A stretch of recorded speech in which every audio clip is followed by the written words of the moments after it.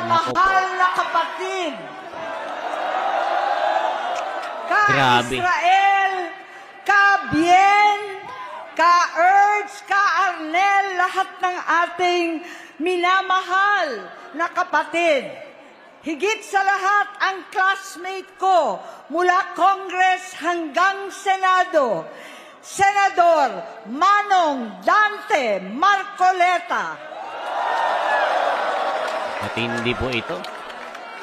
Napakahirap po ang pumunta, tumayo, at magsalita sa inyong harapan. Pero noon pa man, alam kong walang madali kapag ikaw ay Marcos. Nanginginig ako at ang aking boses, hindi dahil ako'y natatakot sa inyo, kundi dahil nalulungkot po ako. Ipagpaumanhin ninyo kung sa gitna ng pagsasalita ako, ako'y hihinto, hihinga dahil sa bigat ng aking kalooban. Pero hindi yan ang dapat kong ihingi ng paumanhin. Hindi yan ang kasalanan ko sa bayan na dapat ihingi ko ng tawad. Narito po ako dahil sa tawag ng Iglesia ni Cristo para sa transparency, accountability at hustisya.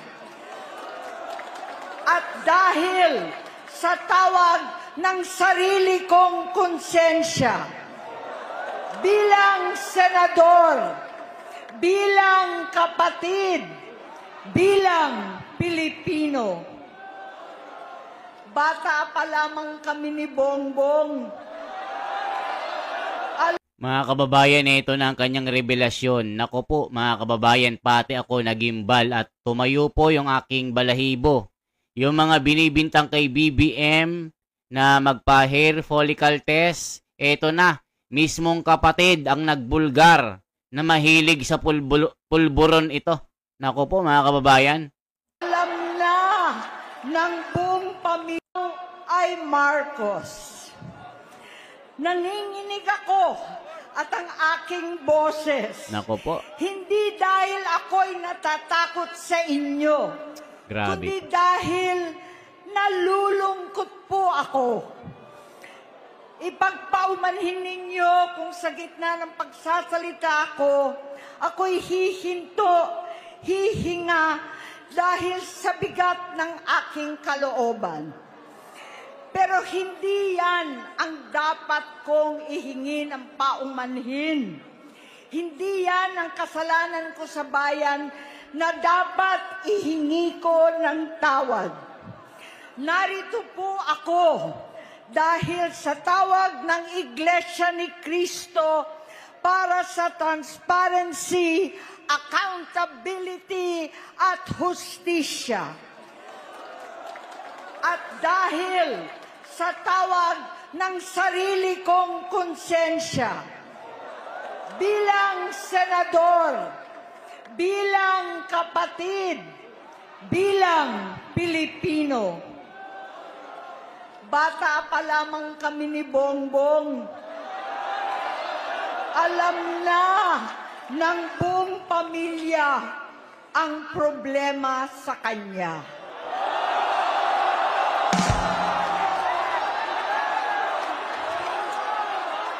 Sa totoo lang, mababasa naman ng lahat ang mga testimonya ng aking ama patungkol sa kanyang ugali at gawain.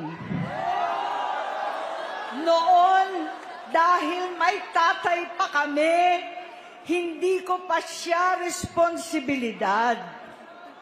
Noong tumatanda, ay mas naging nakakabahala.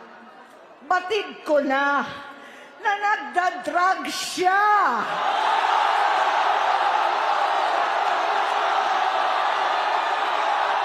Mga kababayan, grabe po itong ni si Manang Aimee. Talagang sukdulan po ang galit kay BBM. Talagang wala nang kapakapatid dito. Talagang lumabas sa yung tunay na katotohanan dito. Kapatid niya po yan. Imposible magsisinungaling yan. Imposible gagawa-gawa ng kwento yan. Kapatid niya yan, mga kababayan. Baka sabihin nyo, AI na naman ito.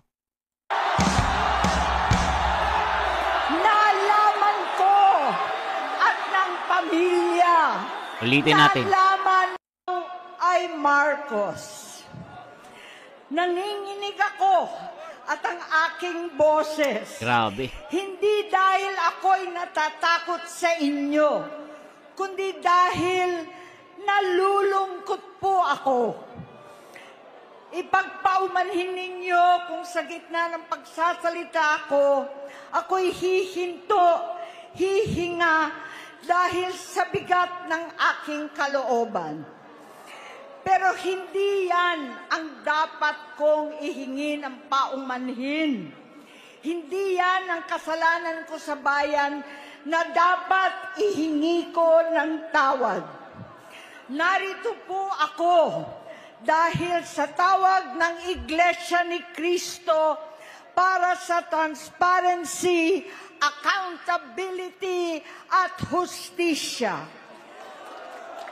At dahil sa tawag ng sarili kong konsensya, Nako po. bilang senador, bilang kapatid, bilang Pilipino. Bata pa lamang kami ni Bongbong. Ayan na. Alam na ng buong pamilya Nako po. ang problema sa kanya. Hindi nito, mga kababayan. Sa totoo lang, Yari, BBM. mababasa naman ng lahat ang mga testimonya ng aking ama patungkol sa kanyang ugali at gawain. Noon, dahil may tatay pa kami, hindi ko pa siya responsibilidad. Noong tumatanda, ay mas naging nakakabahala. Batid ko na nagda-drug siya.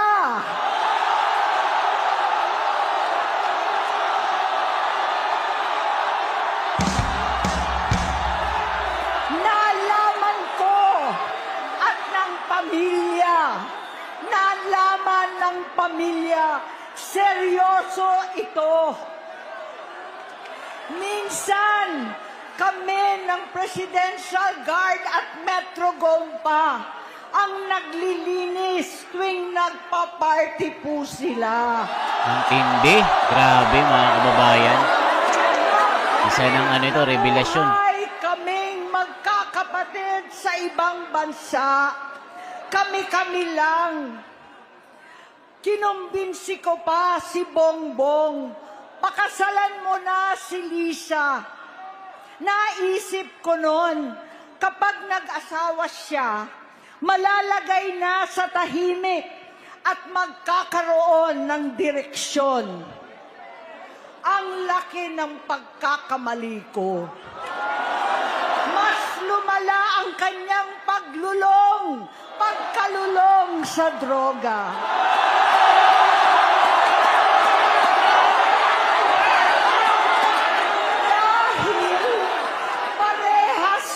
Silang mag-asawa.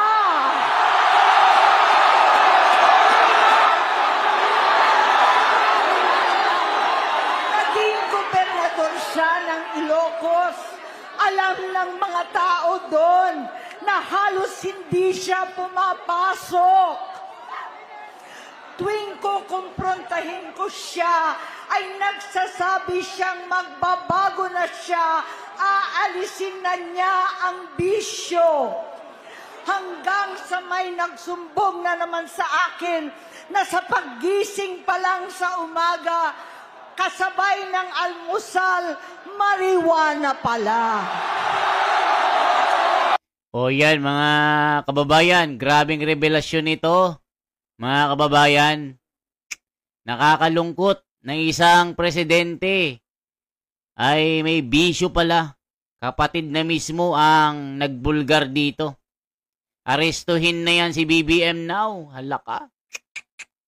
Naawa ko kay Amy. Sinisikap niya na maabot, na mabawi ang dangal ng pamilya. Ako, naiiyak po ako mga kababayan. Nakakaiyak talaga lalo na sa mga kapatid nito. Dahil kung hindi totoo ang sinasabi niya, sobrang sakit niyan dahil sa sobrang pangyayari ng panahon ngayon. Sinabi na lahat para mapabago. Nako po mga kababayan, nakakahiya ito. Isang presidente, may bisyo. Ako, naiyak po ako dito. Maghapon sila. Lahat sila nagiinuman at gumagamit ng cocaine. Kasama ng asawa at barkada. Tulad ng ama ko, kinastigo ko ang mga barkada niya.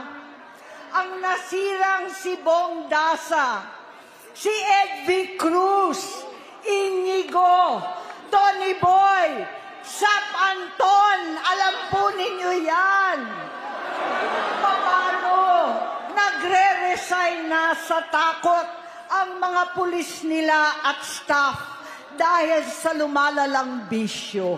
Mga kababayan, yung mga comment, naiiyak po mga kababayan. Naiiyak po mga comment. Nakakaawa po. Nakakaiyak po. Grabe, naiiyak ako. Grabe mga kababayan. Totoo pala ang sinasabi ni PRRD.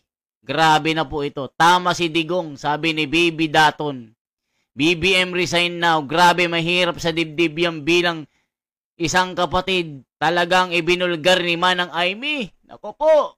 Inayos ko sila dahil gusto niyang ituwid ang buhay niya.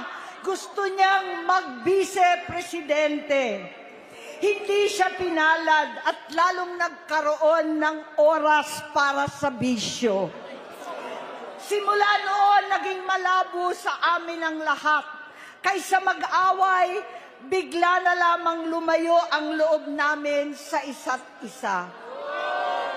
Noong 2016, kasabay ng kampanya ni dating Pangulong Duterte laban sa droga, lumabas ang pangalan ni Bongbong sa listahan.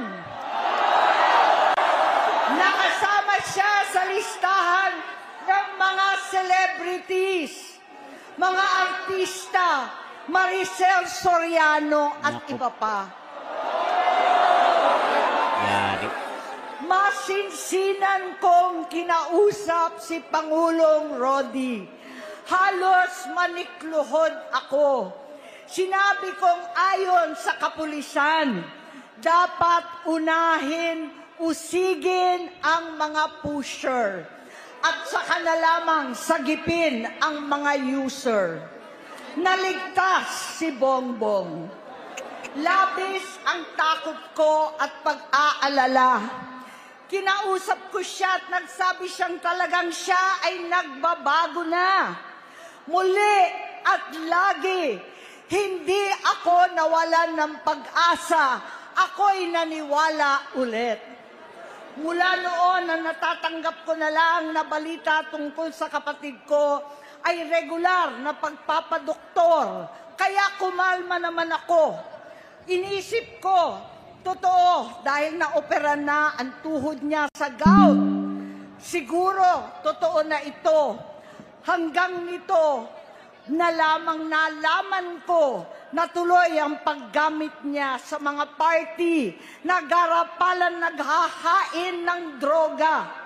Pinagmamalaki pa ng mag-asawang kayang-kaya nila ang microdosing ng cocaine. Hati-hatiin daw para 4 na beses sa isang araw. Hindi mabibisto.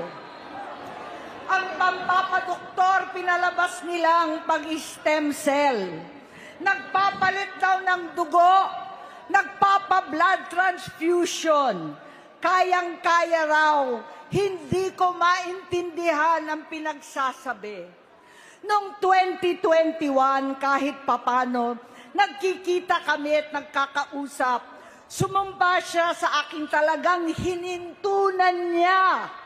Naniwala ako Kasi sabi niya, gusto niyang tumakbo. Ang sabi ko, tutulong ako sa abot ng aking makakaya. Ipinakilala ko si Bongbong kay Inday. Naging magkatandem sila. Pagkatapos noon ay biglang hindi na niya ako ulit kilala. Kahit si Inday, nagtataka, bigla ako na itsapwera. Kahit ganon, nangampanya pa ako para sa kanya, kahit si Inday na lang ang aking nakakausap. Hindi ko alam bakit ako nakaban sa headquarters nila sa Mandaluyong. Hindi ko alam bakit walang nagre-report sa akin tungkol sa kampanya. Sa totoo lang, masakit mang aminin, nung dinidisqualify na siya, halos papaboran ko na sana dahil may nagsumbong sa akin mula sa kanyang campaign team na gumagamit na naman siya. Nung sinabihan ko, siya at mga taong nasa paligid niya, nagkaisa silang tuluyan akong alisin sa kampanya na ako naman ang bumuo. Sinabi nilang gusto ko na siya ay ma-disqualify para ako ang pumalit. Hindi totoo yun. Iniisip ko ang kalagayan ng aking kapatid at paano siya magsisilbi kung ganyan ang kalagayan niya. Pero pinaparating sa akin na hindi siya lulong at minsan na lamang tuwing nagpa-party. Hindi ko maipaliwanag bakit gusto kong maniwala at hindi mawalan ng pag-asa. Noong nanalo siya, naging pinakamalayo na kami sa isa't isa. Maliban sa opisyal na tagpuan at kapag pumupunta yung nanay namin, hindi ako sumama sa loob ng 3 taon dyan sa Malacanang. Dahil lantaran na doon ang inuman, ang paggamit nila ng cocaine at mga bawal na gamot. Hindi ba ninyo nakikita, naririnig, kakaiba na siya magsalita. Hindi na maintindihan kung ano-ano na ang sinasabi at wala na sa sarili. Nagtatago sa kabaitan niya ang pang-aabuso niya sa droga. At nagbunga na ito ng mga nakakapinsalang maling desisyon. Hinayaan niyang kumilos ang mga nakapalibot sa kanya. Yung mga umaastang presidente habang nilululong siya ng mga ito. Hindi na kami nagkausap. Sa harap ng publiko, pinipilit kong magmukha kaming maayos. Pero wala na kaming koneksyon. Hindi ko hinihiling na maunawaan ninyo ako, lahat kayo. Sa palagay ko, ang makakaunawa lamang sa akin ay ang mga pamilyang may pinagdaanan sa adiksyon, sa inom, sa sugal, sa alak, sa bisyo, higit sa lahat, sa droga. Pagka hindi ko siya nakakasama, buong aking loob na ipasok sa institusyon, ipagamot, iparehab ko na yan. Pero tuwing maghaharap kami noon, hindi kaya ng aking kalooban na gawin yon. Tuwing magsasabi siya sa akin na magbabago na siya, hindi ko siya kayang tiisin. Hindi ko kayang ipagkait sa kanyang pagkakataon at pagbabakasakali, umaasa ako at laging nananalangin na sana, oo nga, nagbago na siya.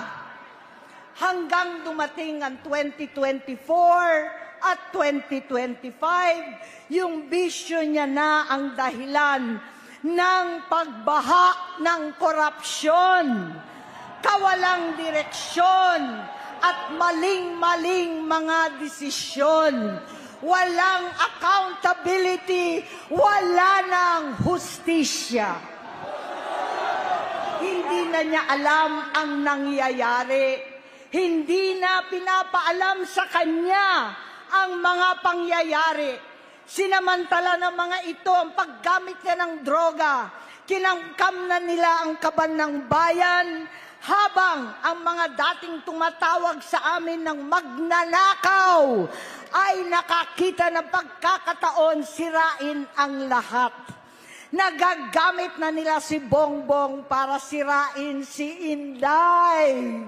Itinutulak pa nila si Bongbong at ang bayan sa bangin para umastang tagapagligtas. Mula sa pagtraidor at pagpapahamak kay VP Inday, sa confidential funds na kung tutuusin ang galing naman sa opisina ng Pangulo, hanggang sa pagpadukot sa dating Pangulong Duterte para itapon na lamang sa ibang bansa.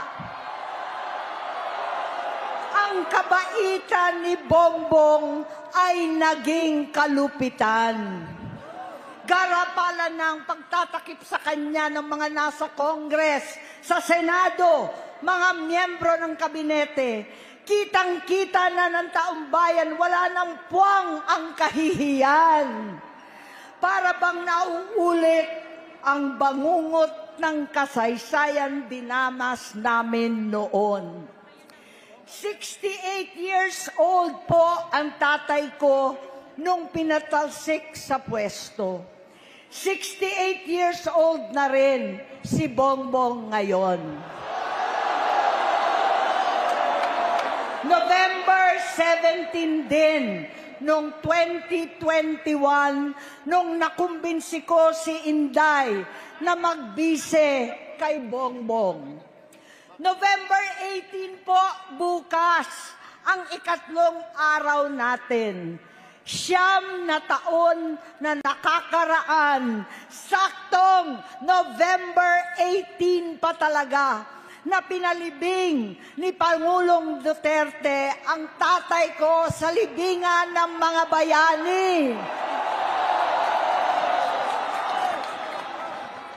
Halo-halo na ang aking nararamdaman, pero alam kong ito ang dulo at hangganan ng aking pagtitiis at pananahimik. Hindi na tayo mananahimik. Dahil nalaman kong pati ang mga anak niya ay nagdodroga na. Kinasusuklaman ko pa ang pag-alok ng mag-inang si Sandro ng droga ang aking mga anak at iba pang mga kamag-anak. Yan ang hindi ko na mapapalampas. Sa loob ng halos 4 na dekada, wala akong ibang pinangarap kundi maipakita sa sambayanan na hindi kami masamang tao.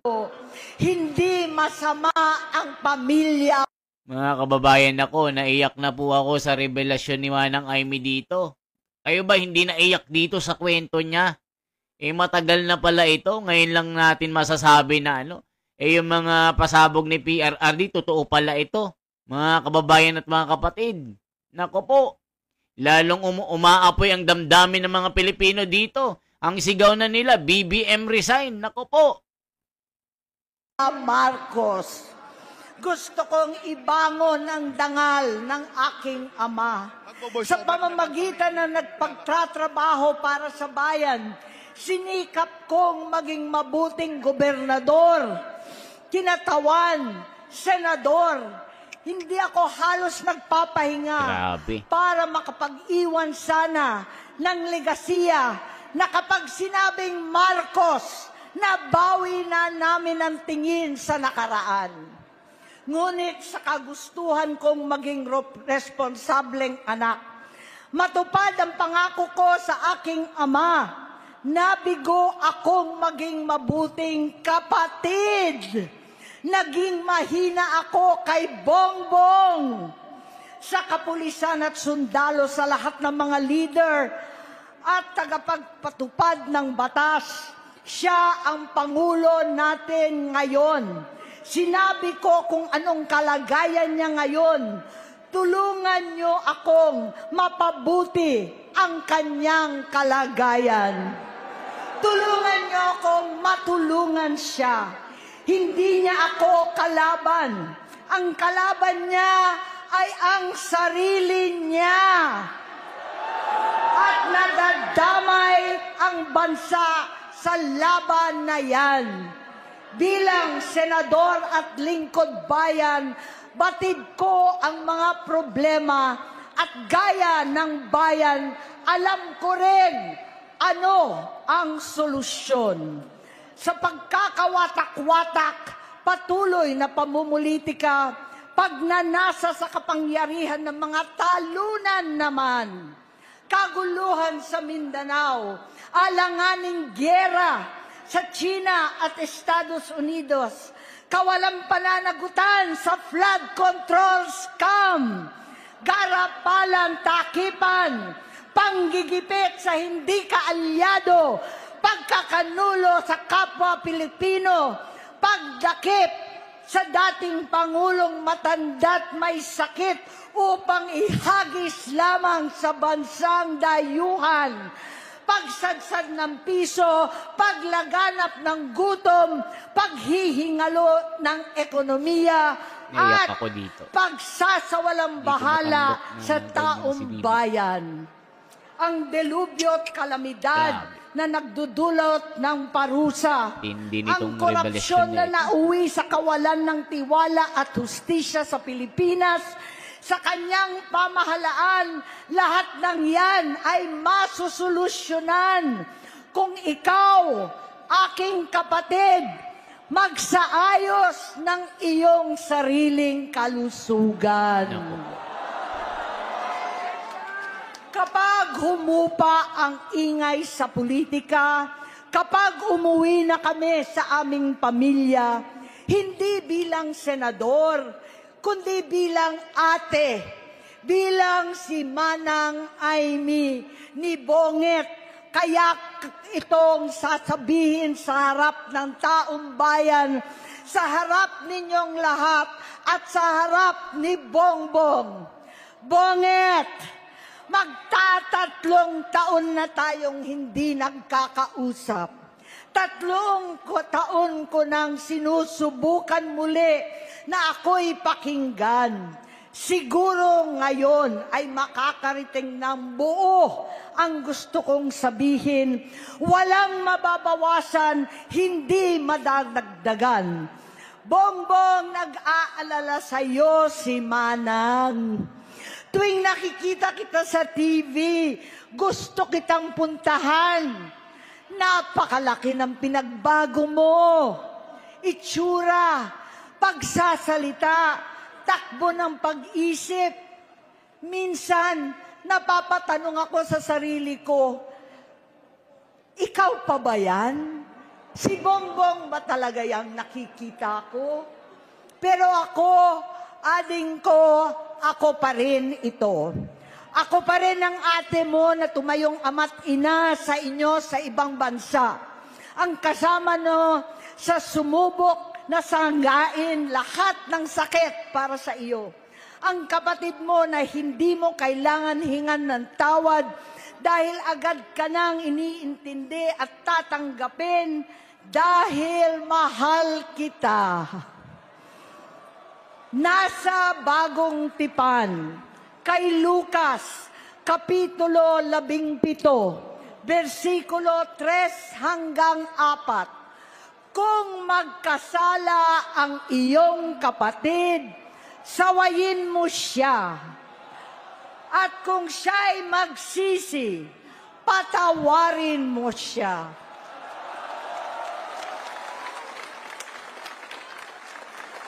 Tama na, ading ko.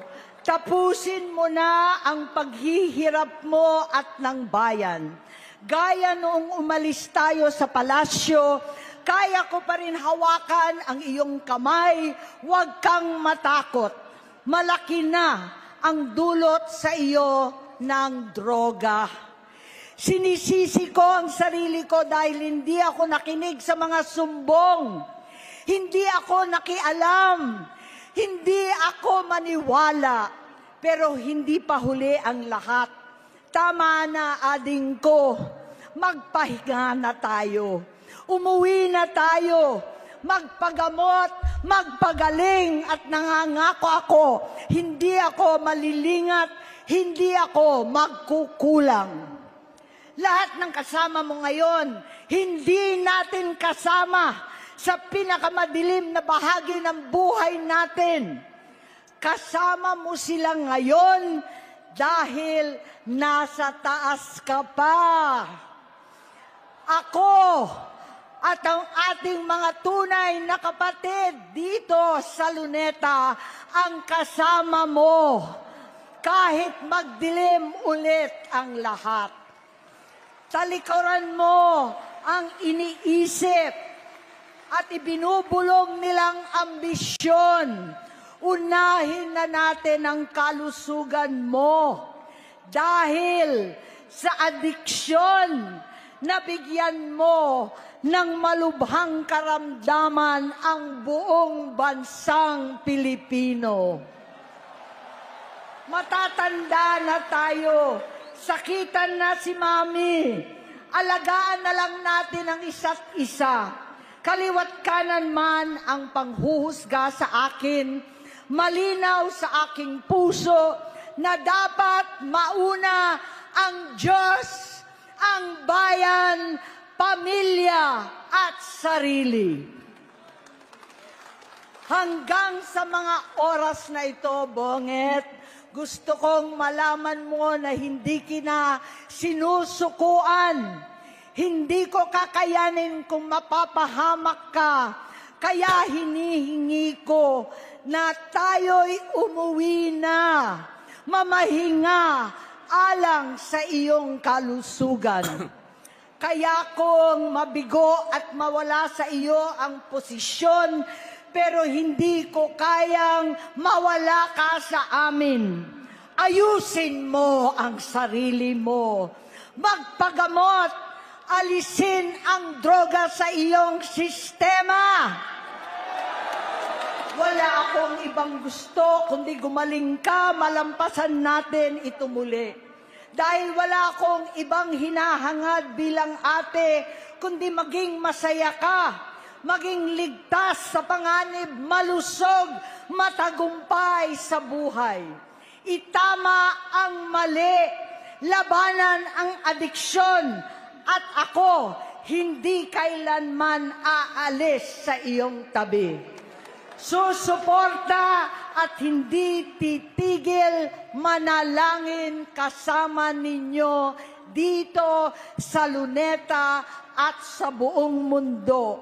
Dahil iyon naman ang tungkulin at ibig sabihin ng salitang kapatid, kapatid, mabuhay kayong magkakapatid.